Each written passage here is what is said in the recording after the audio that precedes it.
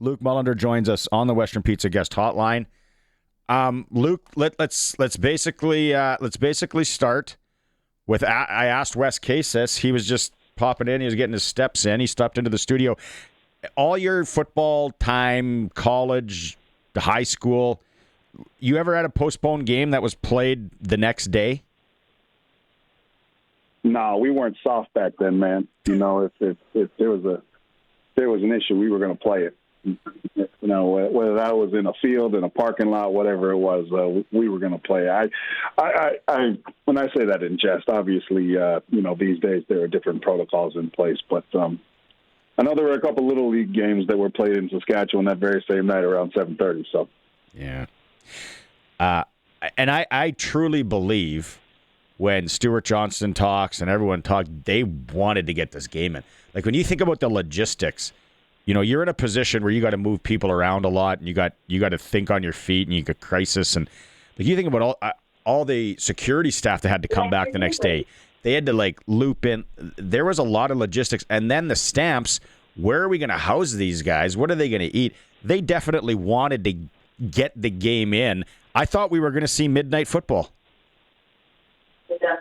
Well, they definitely wanted to play it because logistically, bringing everybody back and having the capacity to do a nationally filmed football game after that was going to be a nightmare. So, you know what? I think that one of the things that I really enjoyed from Stuart Johnson, our commissioner, was his very direct sort of nature in saying, hey, this is what we want to fix. This is what should have been fixed, and this is what we're going to do next time. That was a good leadership moment, I think, for Stuart and as the new commissioner in this league. You don't want to come out with a very sort of generalized blanket statement after a deal like that. But again, people have to understand, like,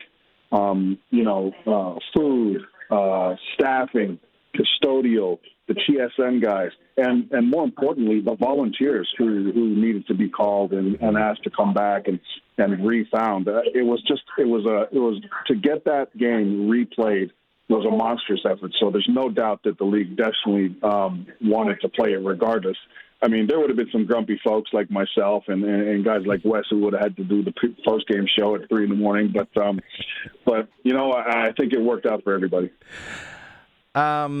If a guy would have put down a prop bet on AJ Ouellette under 10 yards in the game, like I said to Wes, you might have been locked up. They might have sent someone to your house, found your RP address, and be like, this guy's off his rocker. Hard to believe that we couldn't establish any kind of running game, how our offensive line had no push against what Calgary was doing there. Well, I don't think it was hard to believe. I think the Calgary came out and very early on in the series, in the first quarter, they loaded the box up. They let Mark Buehler and the Saskatchewan offense very early on. They let them know that they were going to take AJ Ouellette out of the football game, and that's exactly what they did.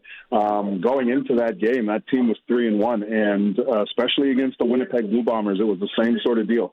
That Calgary defense is really good. They're stingy, they play well together, and more importantly, the effort to the football when the ball was in play was spectacular. So I really enjoyed watching the game. I know that we don't want the Saskatchewan Roughriders to lose, but I thought Calgary played great. So didn't surprise me, but that their strategy was obviously to limit AJ Ouellette. I'm not sure if you're going to be able to do that every single game in and game out. But very early in that first quarter, you could tell, especially around the first down plays, the way they were loading that box up, they were focused in on limiting AJ. And I think that it was also sort of smart of them, right? Like, it wasn't just AJ Ouellette they eliminated, right? It was Keyshawn Johnson not being able to get involved and make plays, and it was also guys like Del Duncan Busby who got froze out of the offense, right? So it's a good thing that Joe Robustelli had a career game, but if you're Calgary, that's what you want to happen. One guy who really, who had a good game but didn't make a massive impact,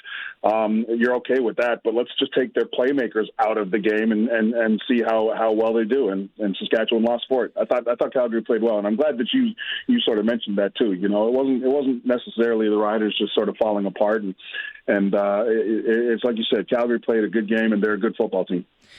Yeah, last year when we lay that egg against Edmonton, we can go, well, the Riders didn't play good, and Edmonton, they weren't a very good football team. This year, hey, and you called me on it last Monday. You said Calgary's for real, and I said I got to wait and see. I got to see it, and we did. Should we be worried though that maybe teams maybe have a little bit of a book on now how to shut down our run? Obviously, we're going to adjust. Mark Mueller's going to adjust. They're putting in the time right now. We got Markway McDaniels coming up in hour 2.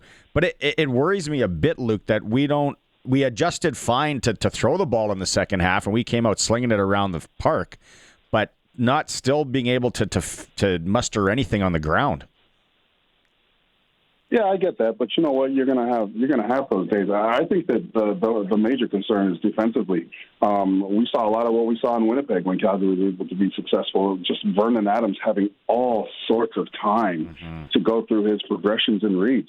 Right? They did a good job of getting him outside of the pocket too and playing to his strengths. So they let him move around a bit. But again, when they rolled him out, for instance, on the play action passes, they rolled him out to the right, and they gave him 4 receivers running to the right with him, right, and let him choose.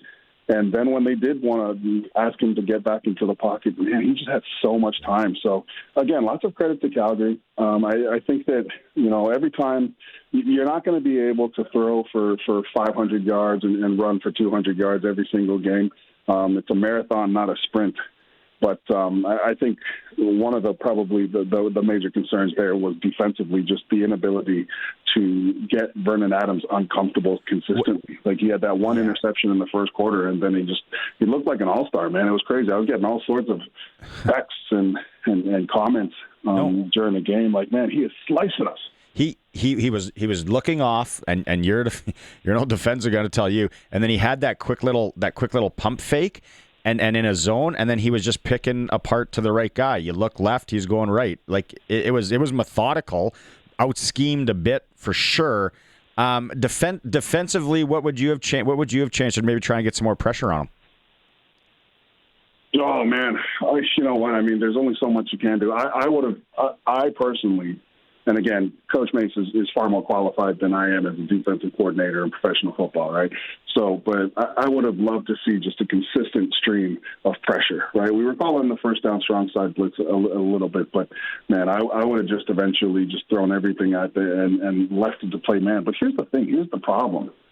If you call a zero blitz, right? So no safety, everybody on the line of scrimmage, attacking the line of scrimmage, and then asking your defensive backs to play man defense.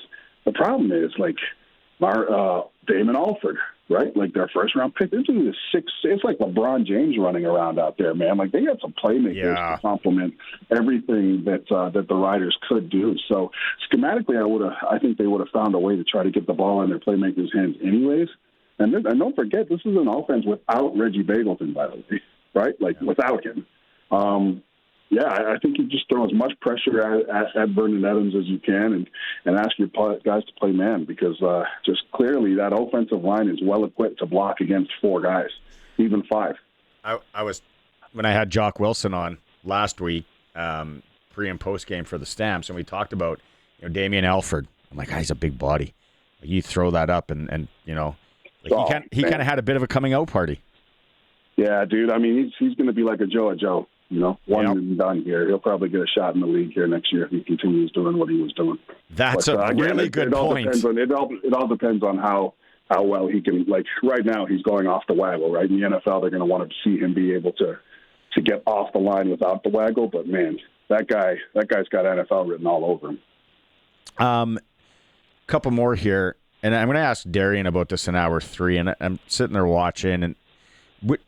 I get that, Robustelli, and they were giving Trevor the outside, and then that's what they kind of were giving. And if they were going to bite up, hopefully he was going to be able to read it in time. They were giving him the outside. I thought maybe a few wide receiver screens, maybe some swing passes to try. Would you have tried anything differently offensively against what the Stamps were doing? They moved the ball great in the second half, but we needed to score.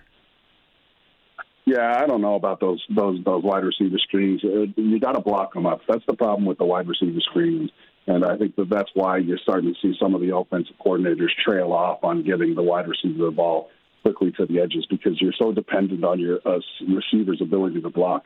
The Saskatchewan Roughriders have become really good blocking receivers, but for the most part, I think that it's tend to be looked at as a bit of a risk these days, just because of the way a DB can attack it. I don't know. I don't have the answer. I think that just being reliant on if they're taking AJ Ouellette out of the game, then just bail on it. Maybe 6 receivers. I don't know. I don't know what the answer was. All I do know is that one of the things we talked about in the pregame was your 3 keys to the game, and one of the keys was the Mark Mueller versus Bob Slowick matchup. And Bob Slowick, man, I think that he came in with a great game plan. He did. Do you think a little bit of a message today? I know we're always bringing in offensive linemen, but they bring in Dre Dorian, offensive line Canadian, BC Lions 5th round pick. They bring him in today. Are we going to be seeing maybe a few more offensive linemen to try and rectify things there? I don't think it's time to push the panic button. I think that a guy like the guy they just picked up today, he was available for a reason, right?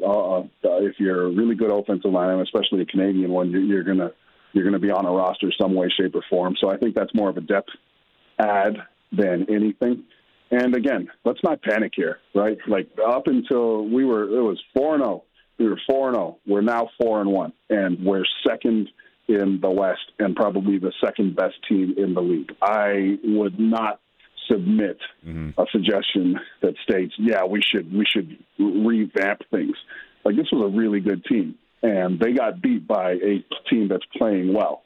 But this is a marathon and not a sprint, and there is zero reason to panic right now. What you need to do is you need to get back into the film room, see where the gaps were. What weren't we able to do, and why weren't we able to do it? And then do that.